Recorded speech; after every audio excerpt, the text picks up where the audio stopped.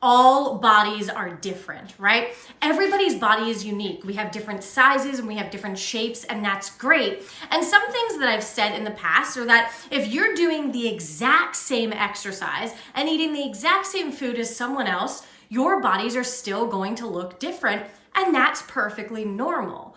But a lot of people don't like that because they get so hung up on the numbers of height and weight and BMI, and you have to be this certain size, that we forget that you have to also be able to live life some, right? So I often see in my clinic individuals who are nourishing their bodies really, really well, doing movement that they love, and their body's hanging out at a certain weight. But that might not be the weight that their weight chart says they should be, or something along those lines.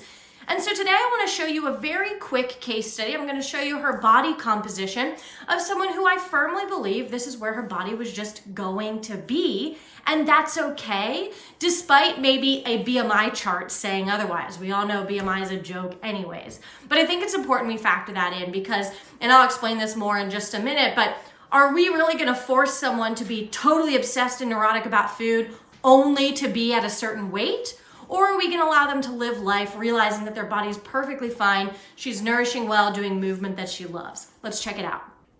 So real quick, before we go over this body composition, I just want to tell you, and obviously I'm not even showing it to you because there's not much to say other than what I'm about to tell you.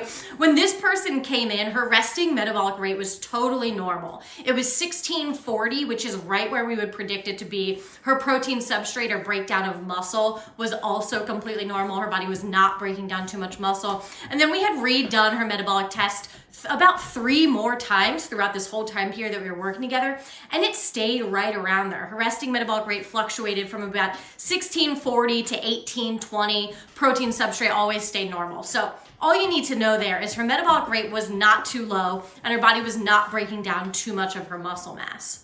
So then if we look at this body composition, you can of course see that that September 2017 date was the first time that she came in to see us. Now, I've seen her many more times in between this time period of 2017 to 2019. I'm just giving you some snapshots because throughout this whole 2-year plus time period, her weight stayed within about this 4 or 5 pound range. It really never left this area.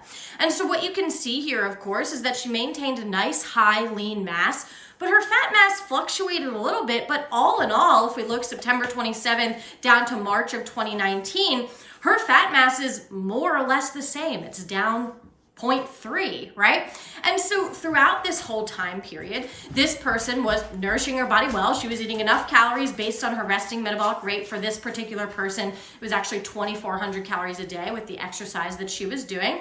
And she was exercising. She was doing movement that she loves. That would change from season to season because she was definitely someone that loved to be outdoors. So sometimes it was skiing, sometimes it was biking, running, and then she also did some weightlifting, right? And that was consistent every week. Now, of course, when this person first came in, her goal was weight loss. She's like, oh, I have to lose weight. I'm too heavy and all these things, right? But look at what her body composition is telling us. She's doing all of the things that are best for her body. She's nourishing it well. She's doing movement that she loves, and she's doing both of those things consistently, and her body's staying here.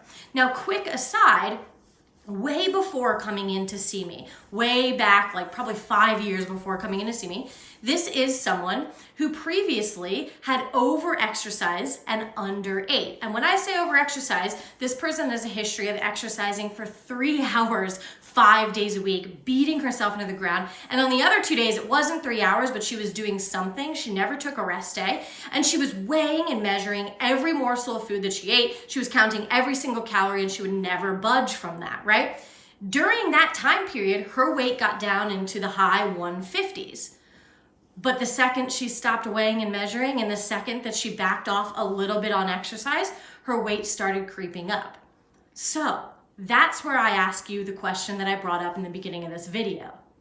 When looking at the whole picture, do you tell this person, well, that's your lot in life. You've got to exercise 3 hours a day. You've got to count every morsel of food that you eat, and then you're going to maintain that 150-ish weight?